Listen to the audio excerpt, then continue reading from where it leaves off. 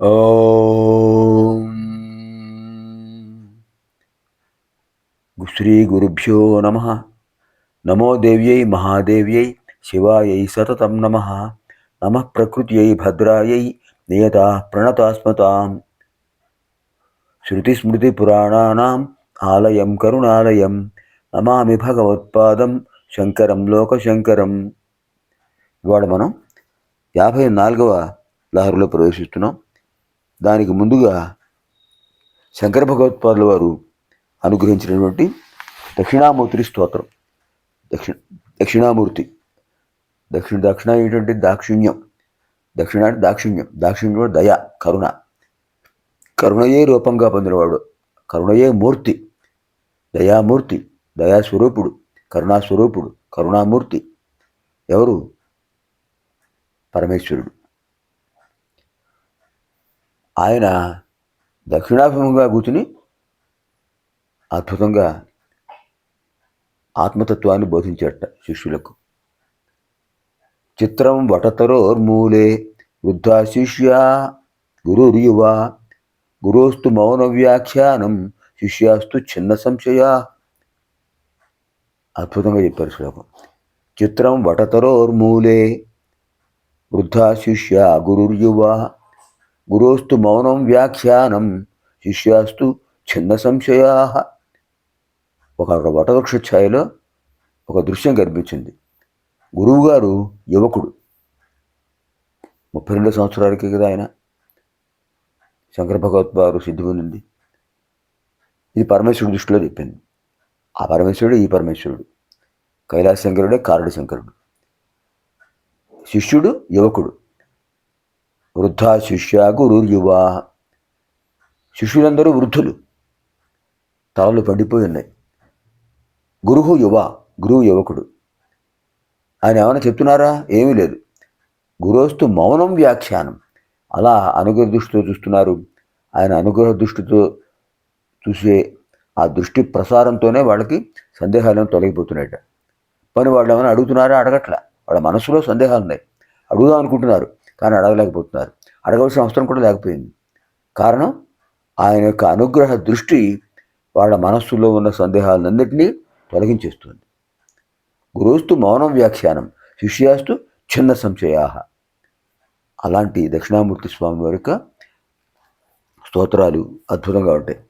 విశ్వం దర్పణ దృశ్యమాన నగరి తుల్యం నిజాంతర్గతం పశ్యన్నాత్మని మాయయా బహిరేవోద్భూతం యథా నిద్రయా యస్సాక్షాత్కురుతే ప్రబోధ సమయే స్వాత్మానమేవాద్వయం తస్మై శ్రీ గురుమూర్తయే నమయిదం శ్రీ దక్షిణామూర్తయే.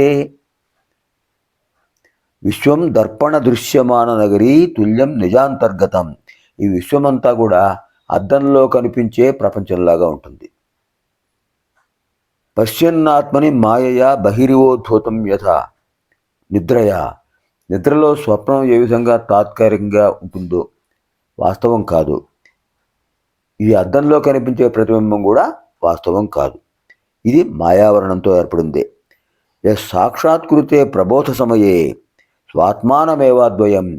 ధ్యానంలోను ఆత్మజ్ఞాన ప్రబోధ విషయంలోను ఆ సమయంలోను ఏ గురువు వల్ల యొక్క ఆత్మానంద ప్రాప్తి కలుగుతుందో, ఆత్మజ్ఞానం కలుగుతుందో, పరమాత్మయే జీవాత్మ అనే తత్వం కలుగుతుందో అటువంటి గురుమూర్తి దక్షిణామూర్తికి నమస్కారము.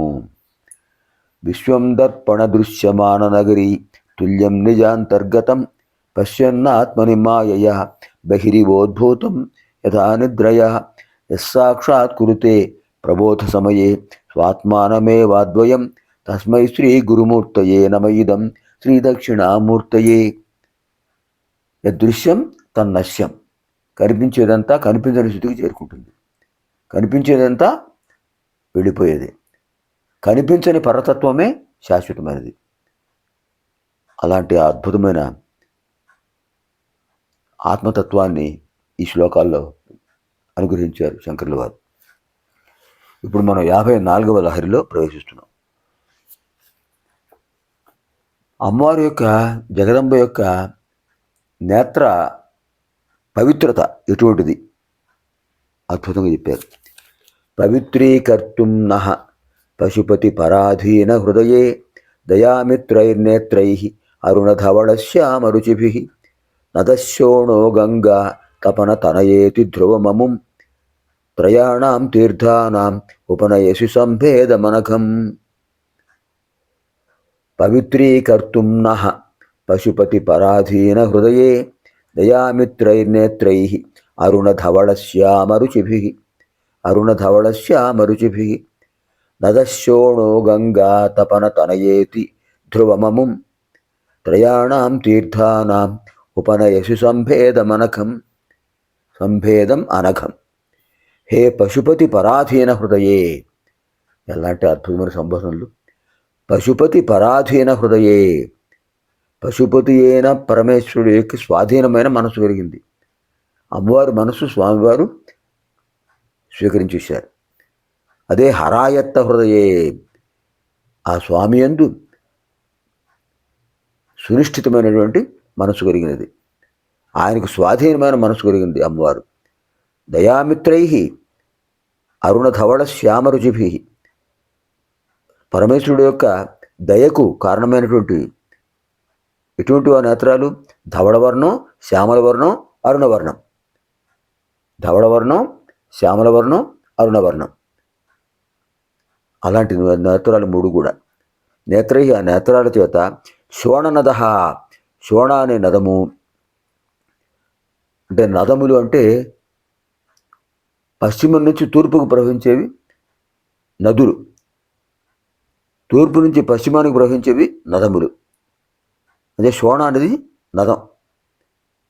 అలాగే గంగా, భాగీరథి, ఇది నది, తూర్పుకు ప్రవహిస్తుంది. ఇంకా మూడవ నది తపనతనయ, కాళింది, యమునా నది. ఇలాంటి మూడు నదులు కూడా ఈ మూడు వర్ణాలు కలిగినటువంటి నదులు. ఇది త్రయాణం తీర్థాణం, మూడు నదుల యొక్క అనఘం పాపాన్ని తొలగించేటటువంటి అముం సంభేదం, ఈ నది సంగమస్థానం నహ మమ్మల్ని పవిత్రీకర్తం, పవిత్రం చేయడానికి ఉపనయసి పొందజేస్తున్నావు. అలా ఆ నదీ భావాన్ని మాకు కలిగిస్తున్నావు తల్లి. ఏతత్ ధ్రువం, ఇది నిశ్చయము.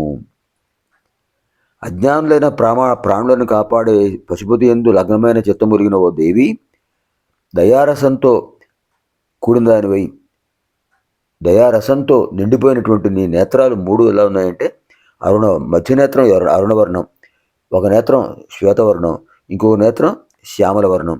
అవి ఎలా ఉన్నాయంటే శోణానది, భద్రానది, భద్రానది గంగ, శోణభద్ర అంటే శోణానది, గంగానది, యమునా నది. ఈ మూడు నదులు కూడా మమ్మల్ని పవిత్రం చేయడానికి మీ నేత్రాల రూపంలో కనిపిస్తున్నాయా అని అద్భుతమైన భావనను ఇక్కడ అనుగ్రహించారు శంకరుల వారు.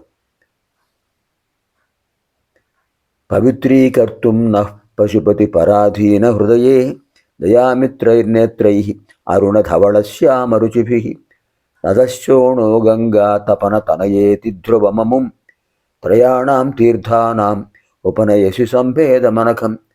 మూడు తీర్థాలే. జల ప్రాధాన్యం కలిగింది తీర్థం, దైవ ప్రాధాన్యం కలిగింది క్షేత్రం. ఈ మూడు నదులు. అలాంటి అమ్మవారు నమస్కారం. సర్వేభ్యः శ్రీమాతృదేవ్యాः దివ్యానుగ్రహప్రాప్తిరస్తు. శుభం భవతు. స్వస్తి.